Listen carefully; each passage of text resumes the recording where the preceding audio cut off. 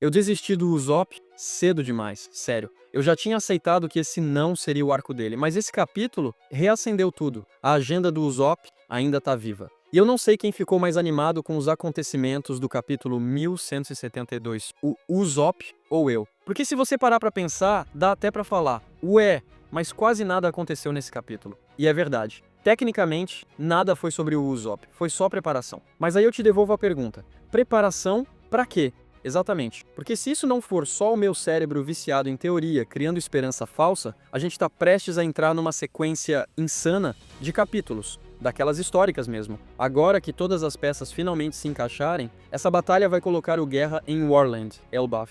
E não é o deus da guerra de Elbaf. Isso é papo para outro vídeo, eu tô falando de uma guerra gigante, literalmente. O tipo de batalha colossal que eu sempre imaginei desde o momento em que os Chapéus de Palha zarparam para essa ilha. Uma ilha que vem sendo construída narrativamente desde Little Garden. E mais importante ainda, eu sinto que o Usopp vai ter um papel absurdo nisso tudo, exatamente como eu sempre acreditei. Durante anos eu fiquei teorizando qual vai ser o power-up do atirador dos Chapéus de Palha. E do nada, o meu novo esquilo favorito, Ragnir, simplesmente me deu a resposta perfeita. Mas sendo bem honesto, eu já tava quase desistindo do Usopp, ou melhor, eu tava desistindo da ideia de que Elbaf seria o arco do Usopp. Parecia só mais uma daquelas teorias velhas que a gente insiste em segurar por nostalgia. E quem faz teoria há anos sabe, nem todas envelhecem bem. Algumas simplesmente morrem. Só que para entender isso direito, a gente tem que voltar lá para Whole Cake Island, 10 anos atrás. Pera, 10 anos? Whole Cake começou há 10 anos na vida real? Meu Deus, eu tô ficando velho demais pra anime semanal. Mas enfim,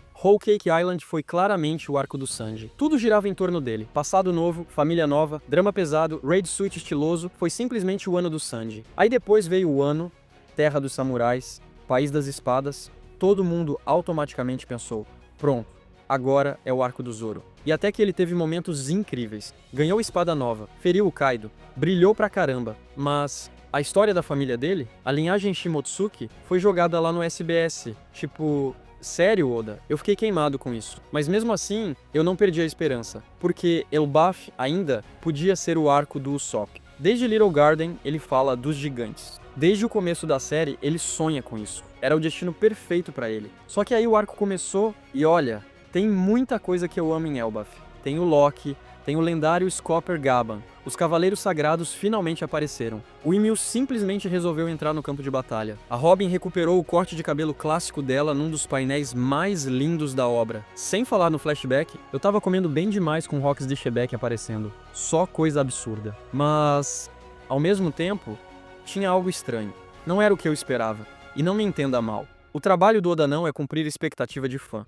Na real, eu até gosto quando ele destrói todas as minhas teorias. Mas Elbaf tava com uma energia diferente.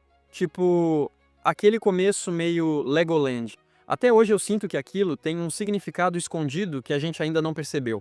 Ou o Oda só tava empolgado demais com os sets oficiais de Lego de One Piece e tacou isso na história mesmo. Vai saber, né? E sinceramente, eu não acho que fui o único que sentiu isso. Elbaf simplesmente não estava entregando o que a gente imaginava. E o mais curioso, nem o Luffy, nem o Usopp receberam de Elbaf o que eles esperavam. Os dois chegaram na ilha sonhando com gigantes brigando, guerra pra todo lado, machado voando, conquista, glória, basicamente o caos absoluto. Ou como eu gosto de chamar, sexta-feira à noite, bebê. Só que aí vem o choque. As crianças de Elbaf, tirando o Colon, simplesmente não querem lutar. Elas não querem virar guerreiras, não querem guerra, porque para elas isso é perigoso demais. Segundo a Ripley, insultos, violência, pilhagem, guerra, esse não é mais o mundo em que vivemos. E nessa hora, bate forte. Porque o Elbaf que a gente imaginava, o Elbaf que o Usopp sonhou a vida inteira, mudou. O sonho antigo dos gigantes ficou no passado. E de um jeito estranho, o sonho do Rei Harold até que se realizou.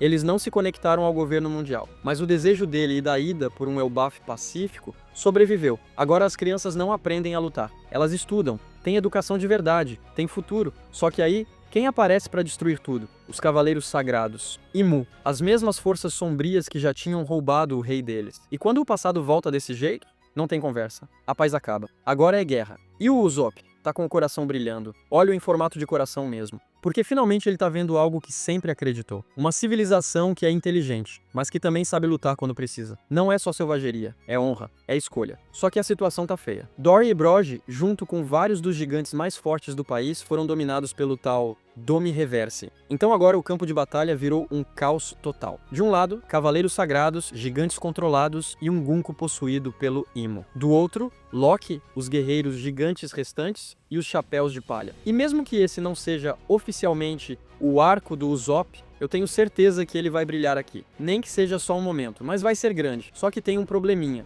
Talvez o maior de todos. O Usopp é literalmente o cara mais fraco num campo de batalha, cheio de gigantes. Então como diabos ele vai fazer alguma coisa? Qual seria o power-up dele? Porque vamos ser honestos, por mais da hora que seja imaginar o Usopp bombado, maromba, modo berserker, isso simplesmente não é o personagem. Se você tirar a covardia dele, você destrói o Usopp. Se você deixa ele super forte do nada, também destrói o Usopp. O charme dele é outro. O Usopp é sobre ter medo, e mesmo assim ir. É sobre ser fraco, e ainda assim enfrentar monstros. Ele é o Davi enfrentando Golias. Estilingue contra gigantes, cérebro contra força bruta, trambique, truque, criatividade. Esse é o estilo dele, e é aí que entra Ragnar. Desde que o martelo do Loki virou um esquilo, a internet inteira tá falando a mesma coisa. Mano, isso vai virar a arma do Usopp. E sinceramente, faz sentido demais. Primeiro, o Usopp anda com uma bolsa cheia de Pop Greens, sementes. E o que esquilo come? Semente. O bicho literalmente já tá no kit dele. Segundo, martelo sempre foi meio que a arma clássica do Usopp. Lembra de Alabasta? O famoso martelo de 5 toneladas contra o Mr. 4, que na verdade eram 2 frigideiras amarradas num cabo? Cinema. Depois teve o de 10 toneladas contra a Perona, que era só um balão inflável. O cara é o rei do golpe psicológico. Só que agora, imagina ele com um martelo real, gigante, de verdade. Ia ser insano. E tem até teoria mais maluca ainda. Antes do Frank entrar, o Usopp meio que era o quase carpinteiro do bando. E existe a chance do Ragnar ter ligação com o antigo clã dos construtores gigantes. Os mesmos que teriam construído a Pluton. Ou seja, talvez ele ajude o Usopp e o Frank a dar um upgrade absurdo no Sunny. Até porque eles estão numa ilha feita de madeira Adam, matéria-prima perfeita. Mas claro, sempre tem o pessoal do time. Calma lá, isso não faz sentido. Por que o Ragnar já tem dono? Por que o Loki daria a arma dele pra um humano aleatório? E tem outro detalhe óbvio, o Usopp é fraco pra caramba. Ele não levantaria um martelo feito pra gigantes nem em 1000 anos. Então, qual seria a solução? Eu acho que é o meio termo. Ele não vai ficar com o Ragnar pra sempre. Mas, imagina um momento específico, uma única cena, durante a batalha de Elbaf, onde por algum motivo ele usa o Ragnar. Um momento lendário. Daqueles que entram pro top 5 cenas do personagem. Porque os melhores momentos do Usopp sempre funcionam assim, épicos, mas ridiculamente engraçados ao mesmo tempo. Tipo, ele derrotando a Suga. O cara acerta um tiro impossível, nível hack da observação absurdo, pra no final não acertar ela. Só aparece uma cara gigante e horrorosa dele mesmo, e a mina desmaia de susto. Pico absoluto de Usopp. E é justamente isso que faz ele virar o deus Usopp. Liberta todo mundo sem nem entender direito o que fez. Falha com sucesso, estilo Bug. E olha que coincidência linda. Quem levantou ele como um deus naquela época? Hasrudin, o gigante. O mesmo Hasrudin que agora tá lutando contra os Cavaleiros Sagrados. Isso não é aleatório, isso é plantação de semente narrativa. Porque dessa vez, não vai ser só um gigante idolatrando o Usopp. Pode ser, é o bafo inteira. E tem mais um detalhe que simplesmente não dá pra ignorar. As mentiras do Usopp quase sempre viram realidade. Ele mentiu dizendo que conhecia gigantes, e pouco tempo depois conheceu Dory e Broggi. Ele mentiu que comandava um exército, e muito em breve pode literalmente liderar 8.000 homens. A vida inteira dele é baseada nisso. Mentira, que vira destino. Só que tem outra mentira que a gente esquece. Todos aqueles martelos que ele usa nas lutas. 5 toneladas, 10 toneladas. Mentira também. Porque vamos ser honestos, mesmo depois do time skip, o Usopp ainda é fraco demais comparado ao padrão do Novo Mundo. Ele não levantaria nem metade disso. Mas, se ele empunhar o Ragnar, aí é mais uma mentira virando verdade. O martelo gigante finalmente seria real. E eu não tô falando que isso vai acontecer. Isso é One Piece. O Oda adora destruir nossas teorias na maldade. Tem 1 milhão de caminhos que essa guerra pode seguir. Mas deixa eu te contar. O meu cenário dos sonhos. Senta aí. Hora da história. Imagina isso comigo. Elbaf em caos total. Gigantes lutando contra gigantes. Irmão contra irmão. Os novos piratas guerreiros gigantes enfrentando seus próprios companheiros dominados pelo Dome Reverse. Fogo espalhando pelos galhos da árvore Adam. Gente correndo. Explosão pra todo lado. Enquanto isso, Loki e Luffy dando tudo de si contra o Gunko possuído pelo Imo. Uma luta absurda. Só que no meio desse inferno, tem o Usopp, caído, machucado, todo quebrado. Os Cavaleiros Sagrados simplesmente atropelaram ele. Ele tentou acompanhar o nível dos gigantes, mas não deu. O corpo não aguenta. Ele tá no chão, imóvel, frustrado, com raiva de si mesmo, ainda segurando algumas Pop Greens na mão, pronto para carregar no cabuto. Mesmo sem conseguir levantar, ele quer lutar. Ele precisa lutar. E aí, surge um esquilo, cheirando semente. Ragnir. Mas por que o Ragnir não tá com o Loki? Sei lá. Talvez o Imo tenha jogado ele pra longe pra enfraquecer o Loki. Talvez a forma zoando o Loki nem consiga segurar o martelo. Ou simplesmente o caos separou os dois. O importante é, ele tá ali, na frente do Usopp. O Usopp, com lágrima no olho, implora. Não pra vencer, não pra ser forte, só pra conseguir ficar de pé de novo. Me ajuda, eu ainda preciso atirar, eu ainda tenho que lutar. E o Ragnir enxerga aquilo. Não força, não poder, mas coragem. Aquela coragem torta do Usopp, de quem morre de medo, mas continua tentando mesmo assim. Ou então pode ser o contrário. Talvez o Ragnir esteja machucado, e o Usopp alimenta ele com sementes estilo feijão mágico de anime. Cuida dele, protege ele, e aí o martelo reconhece. Esse cara é digno, e do nada, bum! O esquilo vira martelo, e o Usopp sai voando pelo campo de batalha. Só que não é ele controlando, é o martelo puxando ele, o corpo todo balançando igual boneco de posto. Ele desesperado tentando não soltar o cabo. Agora imagina a cena, Hasrudin olha, os gigantes olham.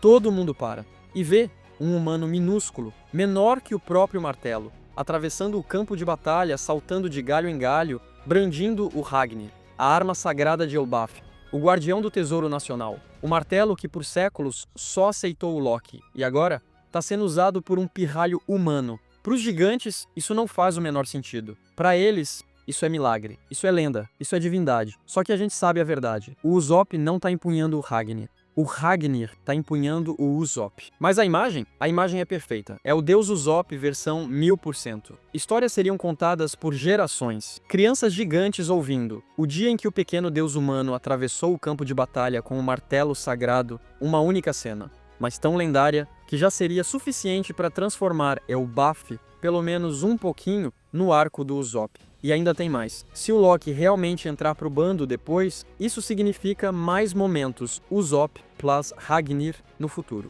Só que oficialmente o dono ainda é o Loki. O Usopp vira tipo babá de esquilo mágico. E sinceramente, função importantíssima também. Mas isso me faz pensar, se o Ragnir tá em Elbaf desde o século perdido, quem era o babá original dele? O que ele fazia naquela época? Ele participou da guerra contra o Imu? Será que quando encontrar o Imu, ele vai mandar um "quanto tempo, né?" Aí já vira teoria doida nível madrugada, mas isso é papo para outro vídeo.